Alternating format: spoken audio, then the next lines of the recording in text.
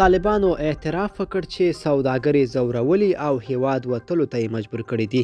سلام پوره جزئیات په پامیر پلس کې راسره وګورئ.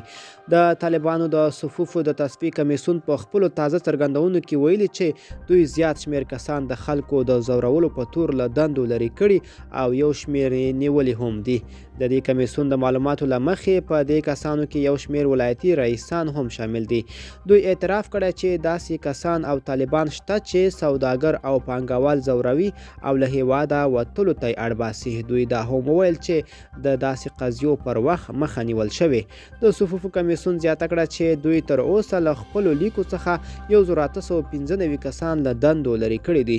د طالبانو له ژمنتیاو څخه ډیر خلک ګیلي لري که څه هم د تیر حکومت عسکرو ته عمومي عفوه شوې، خو بیا هم د طالبانو له لوري په یوه او بل نوم ځورول کیږي او عادي ژوند کولو ته نه پرېښودل کیږي. تر دې وړاندې د بشر حقونو کمیسیون او نورو بشري نهادونو پر طالبانو باندې تور پورې کړی چې په دې هیواد کې جنگي جنایتونه کړي او د تیر حکومت عسکري وژلي، خو طالبان بیا ادعا رد کړې ده.